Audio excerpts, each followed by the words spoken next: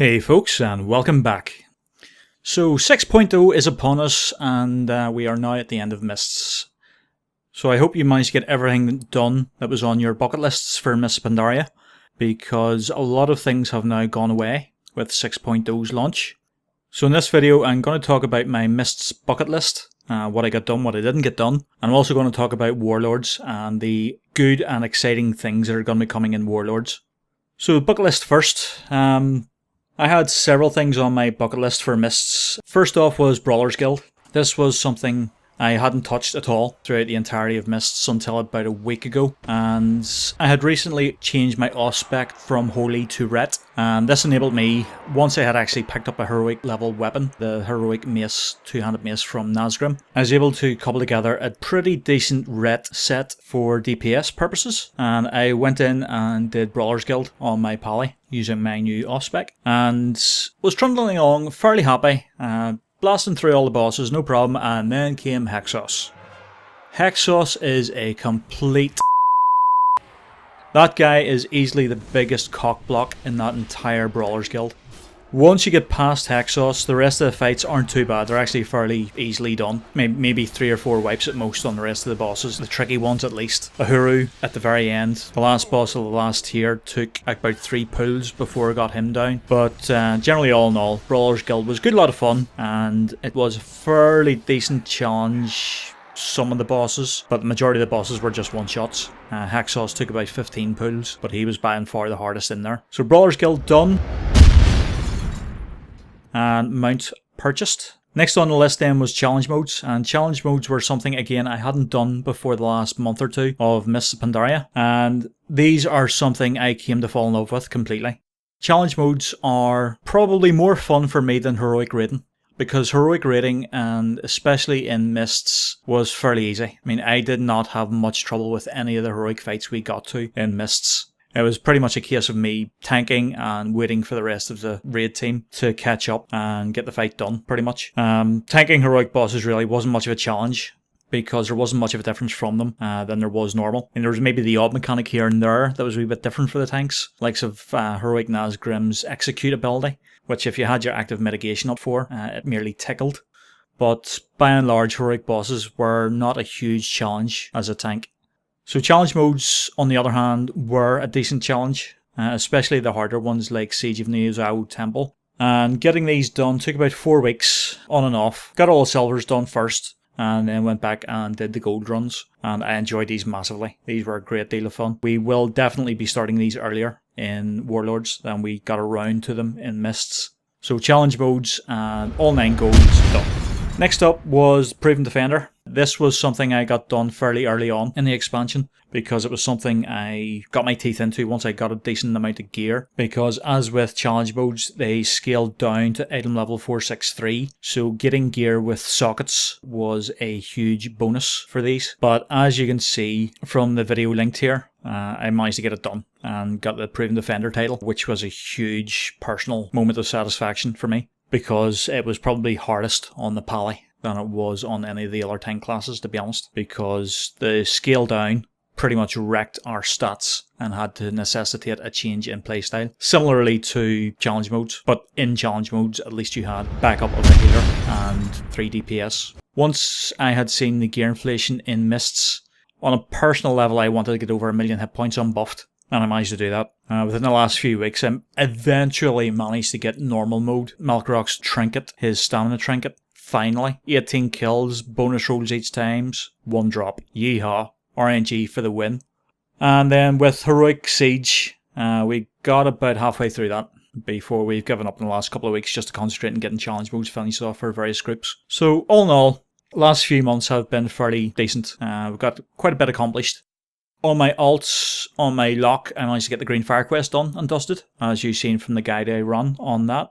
And then on my hunter, at the very start of the expansion, on the first night, on launch night, I got the server first tame on Savage, which is the cat in the Jade Forest, one of the rares there, and she has remained my main DPS pet on my hunter since, over 2 years later. The only thing I haven't got done as yet is the Celestial Tournament for the pet battles. I want to get the Neo pet from the Celestial Tournament, so I'm still in the process of leveling up my pets before taking that on, but I'll get that done over the next few weeks.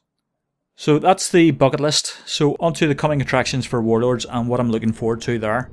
First up, and the main thing I'm looking forward to, are Garrisons. Garrisons look like they're going to be a lot of fun, and they look like there's going to be a bit of work to them, which I don't mind. Garrisons for the Alliance look a hell of a lot better than the Horde variant, the Horde equivalent.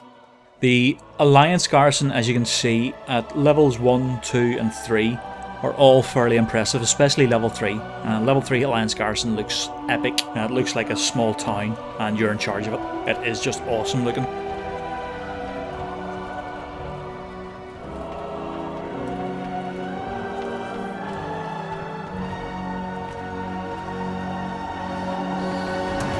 However, the Horde equivalent,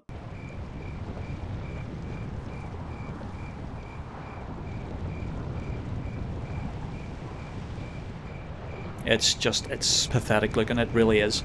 Looks like a hole in the ground surrounded by a bunch of tents. I much prefer the Alliance variant, the Alliance Garrison, because, like I said, the Horde Garrison, even at level 3, is just not impressive at all.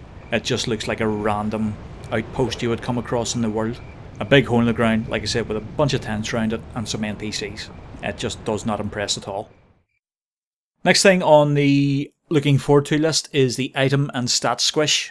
Stats and item inflation in previous expansions, especially in Mists, has got out of hand, enabling me, like I said earlier on, to get over 1 million hit points unbuffed, which is ridiculous. Fun, but ridiculous. So, starting off in Warlords, tanks will be starting off with round about just under 100k hit points and growing from there. Inflation again does rear its head, because by the time you get to level 100 and into raid gear, you're looking at about 400k health. So there's an inflation of 300k health inside of the first tier. So again, I think item squishes and stat squishes are going to be a necessity on an ongoing basis from expansion to expansion. The other thing I'm looking forward to is new raid content. After a year of Siege of Orgrimmar, we are finally getting new raid content, thank God. I think everybody by this stage is completely sick to the back teeth of Siege. As good a raid as it was, it has long outlived its welcome. So 2 new raids and a decent looking raid tier incoming. Also incoming is new challenge modes with the new dungeons, and these, like the new proving grounds, will scale up to your current item level, which works a lot better. Because as you become accustomed to your playstyle with inflated gear, challenge modes and proving grounds will keep a pace with your gear. So no more having to adjust playstyles and look at what stats will change whenever you go into a challenge mode or proving grounds. Again, new proving grounds as well. These ones reward exactly the same titles and achievements as before, except they are changed for level 100. And of course, the other good thing is that Brawlers Guild will get Season 2 as well. The changes here include 8 ranks, down from 10 in Season 1, which will obviously build up over the course of the expansion back to 10 ranks. The changes being there mainly that the bosses will have their order mixed up. So the likes of Bruce, who was previously rank 1, will become rank 5. One of the major attractions for most people in Warlords are going to be the new character models. As mentioned in the previous video, new character models look absolutely awesome. They are much improved over their currently live variants. So once 6.0 drops, you'll get the new character models as well, unless you're, like me, mainly a Blood Elf player. So yeah, Blood Elves will be coming in a later patch, likely to be 6.1 in about 3 to 6 months. Whoop. The other thing to look forward to in 6.0 are UI improvements. Stuff like vast improvements to your default bags. You'll be able to specify what you want in each bag, like equipment, consumables, reagents, etc. And then there's an auto sort involved with the new UI for your bags. And click a button and it sorts all your crap into the various categories for each set of bags. Another major improvement with Warlords is Omni CC, which shows a cooldown in numbers on your action bars. It will actually be built in to the default UI. So you'll be able to see in numbers when your spells will be coming off cooldown. Another big improvement with the action bars are changes to key binding. The key binding in Warlords is a lot more sensible and laid out a lot better. Especially if you don't use action bar replacements like Bartender or Dominoes. Changes to key bindings will become a lot easier in Warlords. Another big improvement for the UI is there will be separate graphic settings for being out in the world and for raid settings. So you can have your world graphics set to the maximum, and have it looking absolutely gorgeous. And then when you go into a raid where frames per second are crucial, you can have them set to all the lowest settings, and as you go in and out of raids, they will automatically switch back and forth for you. Of course, the other improvements with regards to storage are, one, the toy box. All the crap you have lying about in your bags from the likes of Skullomance and all the earlier dungeons, all your toys like Piccolo Flute, Leara's Locket from Cataclysm, all that sort of stuff that will be put into the UI, and you can activate it from your UI, and it won't take up bag space anymore, so it's all taken out of your bags.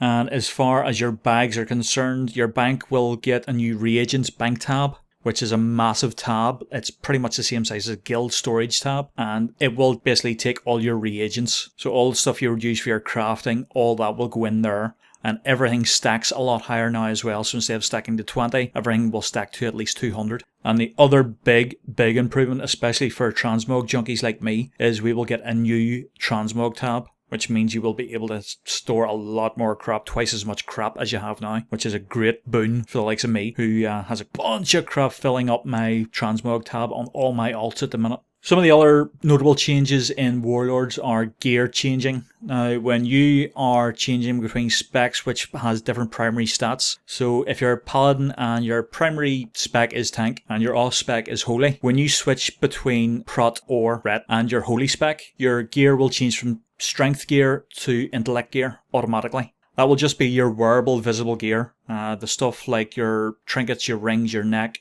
none of that will change. You will still need separate jewellery as such, but it means not hawking about 2 different sets of gear or 3 about in your bags. The other big change is with raid sizes in Warlords. Normal and heroic rating, which are currently flex and normal rating, they will all become flexible sizes, so anything up to 30 players. No more will you be having to bench your decent players who didn't sign up early enough. You will be able to pick and choose and bring the players that can justify their presence in a raid.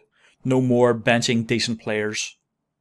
Of course, this means the top tier now is now Mythic, and that is a fixed 20-man raid size. Now, for 10-man guilds who were running a fairly tight roster in Mists, this is a bad thing, because it means you're unlikely to be able to participate in the highest level of rating unless you absolutely massively inflate your roster, because Mythic will be tuned a lot tighter than Heroic is in Mists, and as such you will need to bring players that can absolutely 100% justify being there. People that have decent raid awareness and decent output. And the other big thing about Warlords is that once 6.0 drops, all the auction houses, Alliance, Horde and Neutral, they will all become unified, so there will only be one auction house. And especially if your servers have been combined with other servers like in my servers, instead of there being 3 separate auction houses, there will just be one now. It will just be one mega auction house for all the players. Now, if like me, you're on a faction that's less populated than the other faction, I'm Horde, obviously, and Alliance on my servers outnumber Horde by about a 3-to-1 ratio. So we're going to see a massive influx of auction numbers now, which is both good and bad, because it means finding stuff in the auction house is going to be a lot easier. It means selling stuff in the auction house is going to be a lot harder now. So swings and roundabouts, really. So that's my bucket list for Mists and how I got on with that. And that's my coming attractions for Warlords and 6.0 and what I think is going to be the biggest improvements and the biggest things to look forward to in Warlords and 6.0. So until next time, cheerio!